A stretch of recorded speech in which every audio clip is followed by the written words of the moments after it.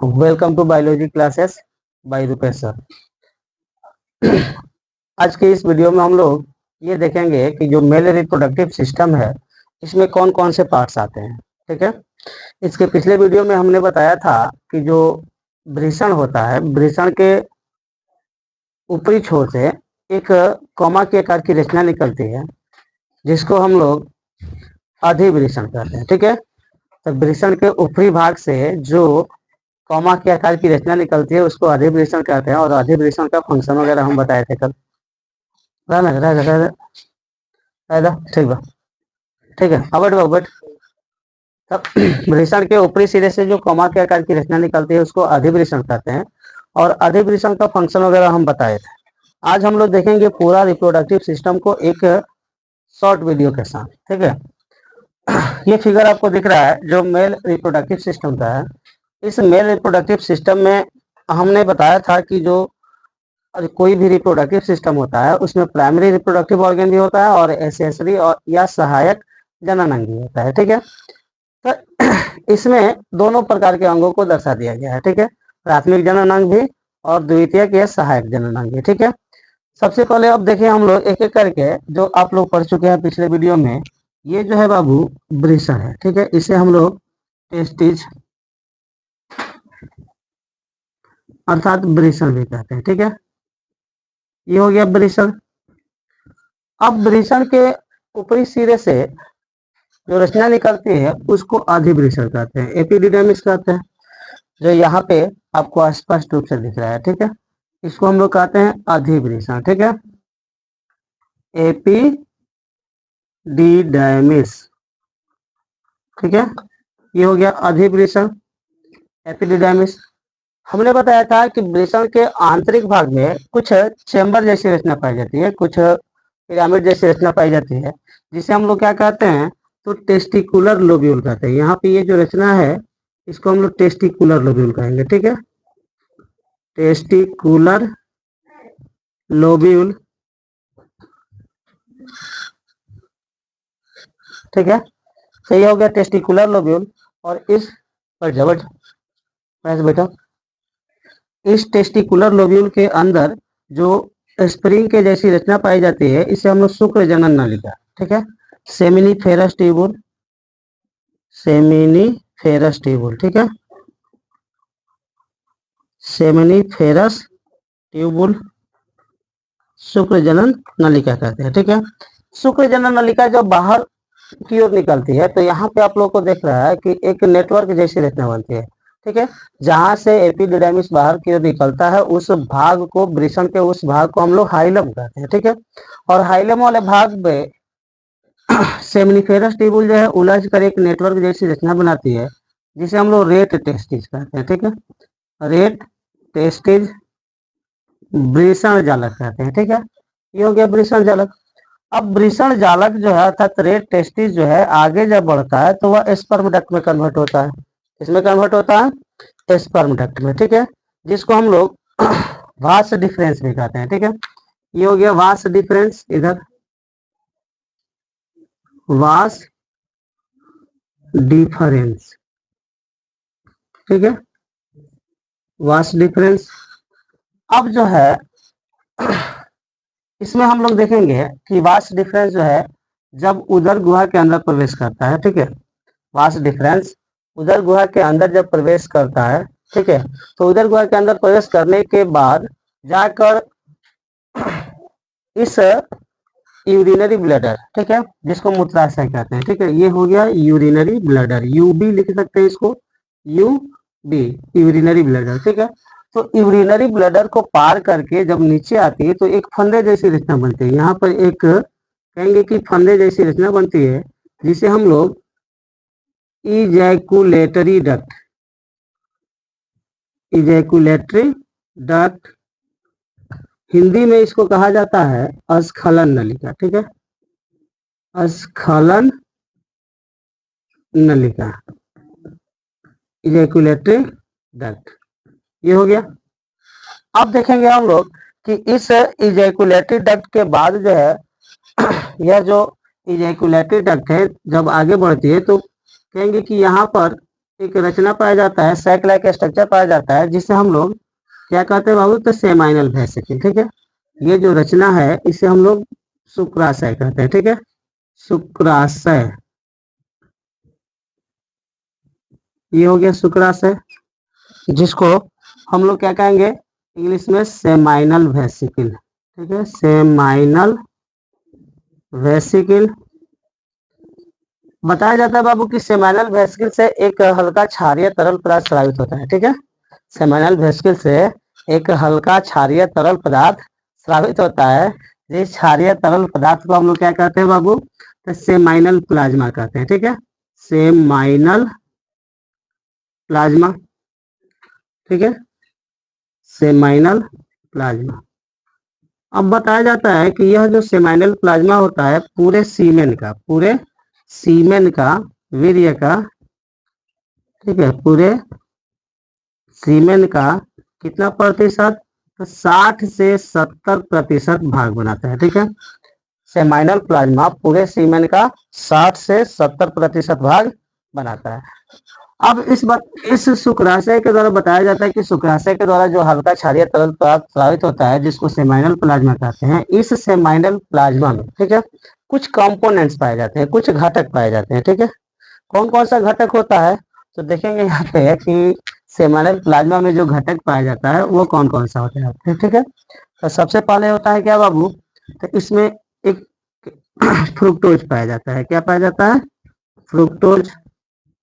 ठीक है, दूसरा क्या होता है, तो दूसरा होता है प्रोस्टाग्लैंडियन हार्मोन, प्रोस्टाग्लैंडियन हार्मोन। ठीक है, प्रोस्टाग्लैंडियन हार्मोन। और तीसरा जो घटक पाया जाता है, तीसरा जो कंपोनेंट होता है, उसको हम लोग कोएगुलेटिंग प्रोटीन कहते हैं। ठीक है, कोएगुलेटिंग प्रोटीन। अब यहाँ पे देखेंगे कि जो सेमिनल प्लाज्मा के कंपोनेंट होते हैं, जिसमें फ्रुक्टोज होता है, प्रोस्टाग्लैंडियन हार्मोन होता है, कोएगुलेटिंग प्रोटीन होता है, ये करता क्या है। ठीक है, तो हमने बताया था कि इस वृषण के अंदर, इस टेस्टिस के अंदर क्या होता है बाबू, वृषण के अंदर स्पर्म का फॉर्मेशन होता है। ठीक है, स्पर्म का फॉर्मेशन होता है, इस वृषण के अंदर स्पर्म का फॉर्मेशन होता है। ठीक है, वृषण के अंदर जो स्पर्म का, इधर इधर लिख सकते हैं, इसको हम लिख दे रहे हैं वृषण,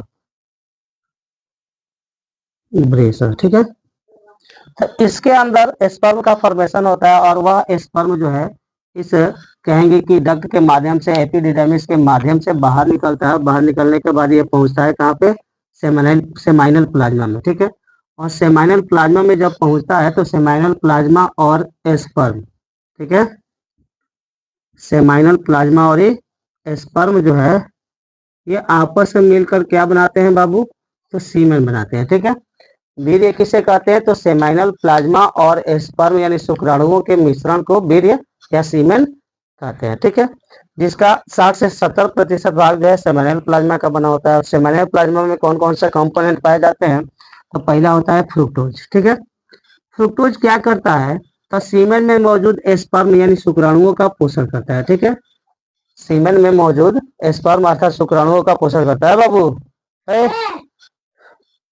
नहीं लौटा, हटाओ क्या, जाओ बस। ठीक है, का फ्रुक्टोज जो है यह शुक्राणुओं का पोषण करता है। ठीक है,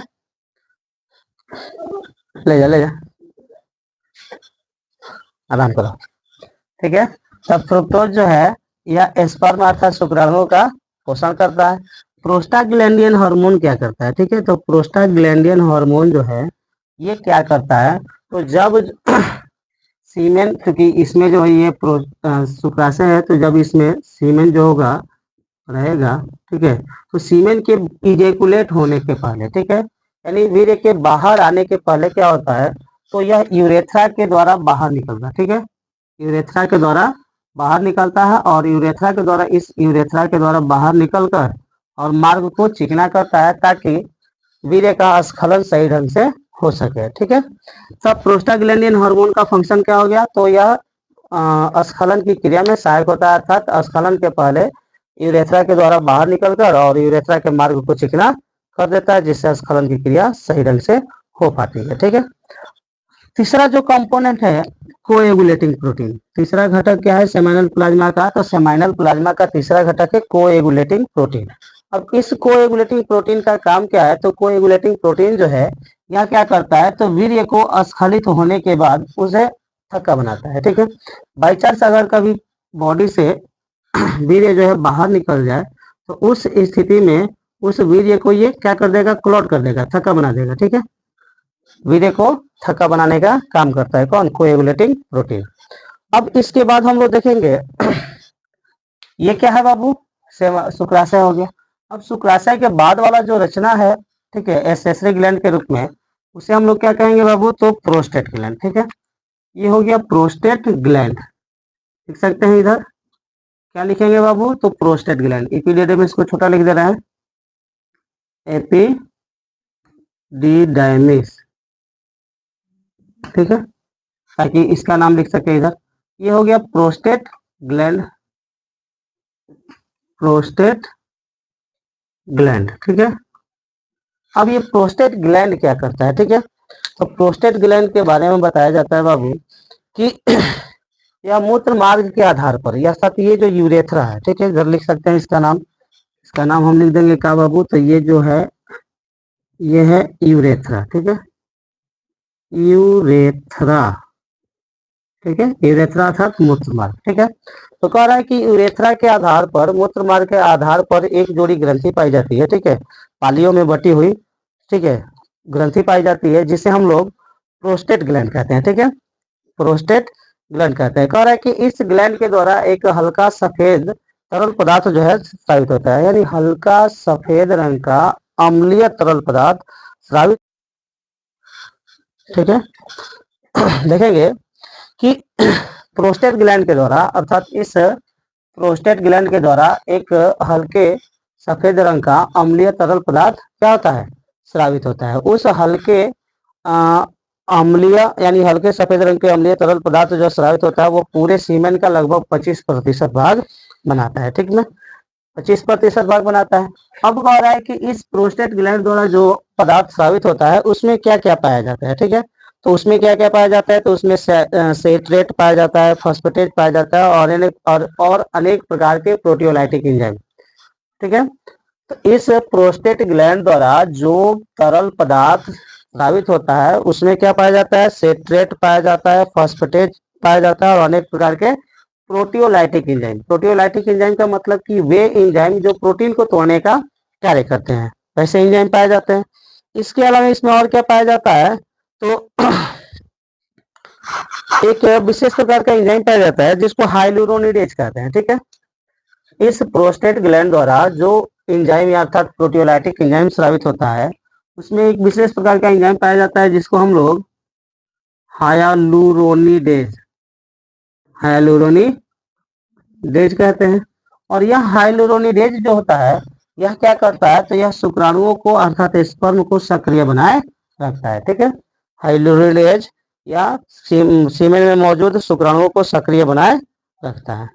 ठीक है, तो इस प्रोस्टेट ग्लैंड के बाद जब हम लोग आगे बढ़ते हैं तो एक और ग्लैंड हम लोग को मिलता है। उस ग्लैंड को हम लोग क्या कहते हैं? ठीक है, इसको आप नोट कर लीजिएगा लोग।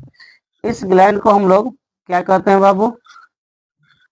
तो इसको कहते हैं वल्वो यूरेथ्रल ग्लैंड। ठीक है, यहाँ पे ये जो ग्रंथि दिख रही है, ठीक है, इसको हम लोग Volvo urethral gland, Volvo urethral gland, ठीक है, वल्वो यूरेथ्रल ग्लैंड कहते हैं। इसको हम लोग काउपर ग्लैंड के नाम से भी जानते हैं। ठीक है, इसे किस नाम से जानते हैं? तो बताया जाता है कि इसी ग्रंथि को हम लोग काउपर, ठीक है, काउपर्स ग्लैंड के नाम से जानते हैं। ठीक है, काउपर्स ग्लैंड हो गया।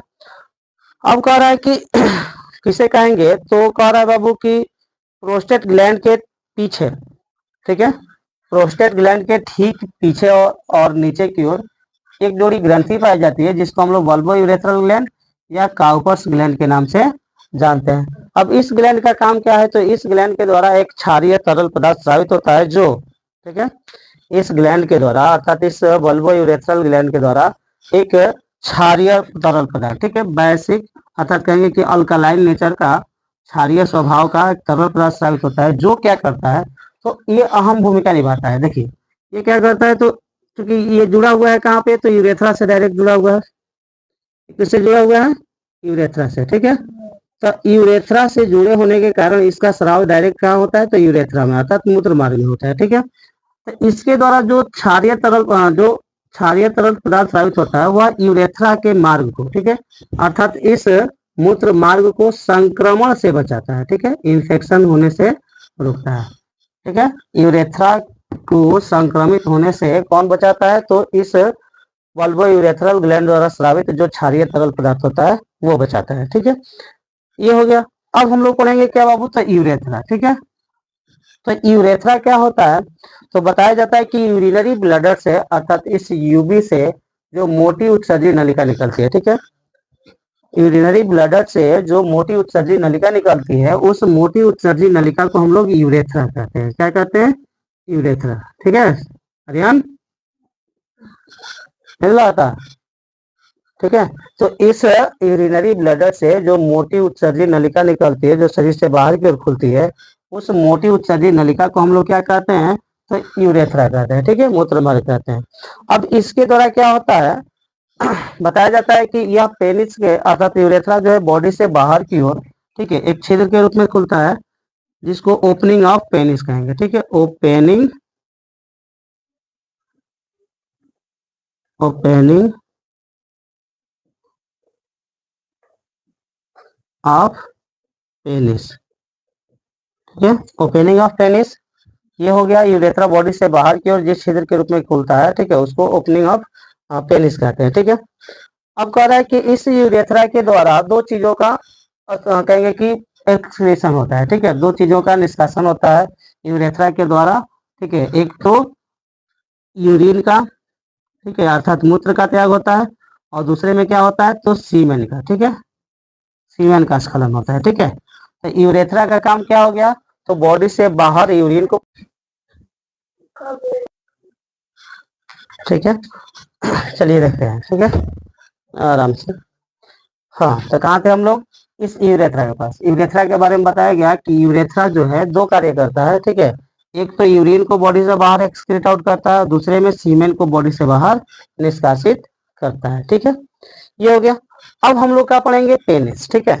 तो देखिए ये वाला जो भाग है, ठीक है, यहाँ से लेकर यहाँ तक का जो भाग है, ठीक है, इसे हम लोग क्या कहते हैं बाबू, तो इसे कहा जाता है पेनिस, ठीक है।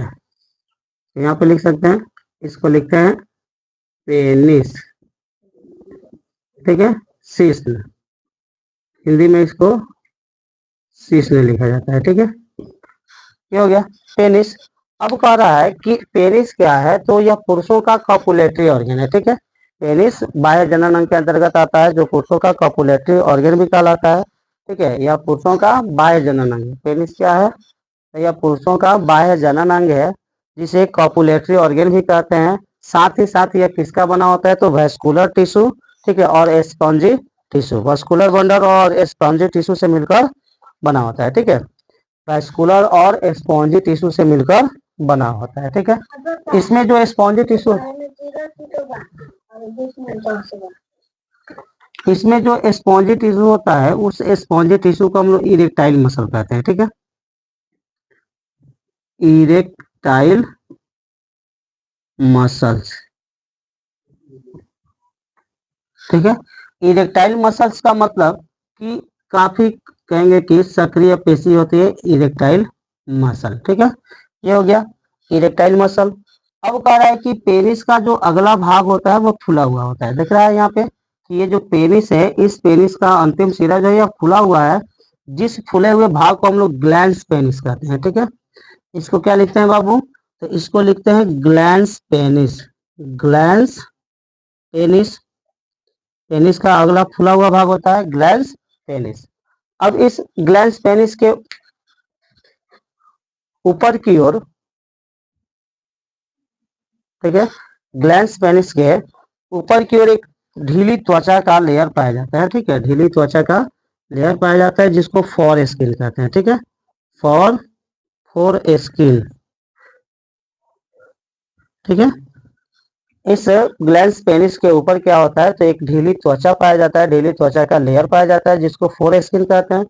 अब क्या होता है, आप लोग सुने होंगे कि खतना एक प्रोसेस होता है, ठीक है, खतना एक संस्कार होता है, खतना के बारे में सुने होंगे, खतना, ठीक है, इस्लाम धर्म में की जाने वाली एक संस्कार संस्कार है खतना, ठीक है। इसमें क्या किया जाता है खतना में, खतना जानते हैं रे, क्या होता है, मुसलमानी समझते हो? हाँ, तो खतना जो होता है उसमें क्या किया जाता है कि इस फोर स्किन को हल्का सा काट दिया जाता है, ठीक है, फोर स्किन को दोनों ओर से हल्का सा काट दिया जाता है जिसकी वजह से यह क्या हो जाता है, उलट जाता है, ठीक है।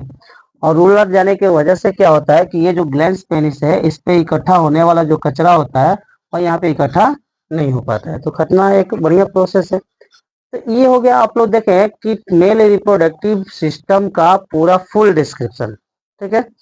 ऐसे ही आप लोग, ठीक है, देखते रहिए चैनल को और साथ ही साथ बताते रहिए कि कैसा लग रहा है, ठीक है। और आने वाले वीडियो में ऐसे ही फुल डिस्क्रिप्शन वाले वीडियो को देखने के लिए सब्सक्राइब करें और चैनल को लाइक करें।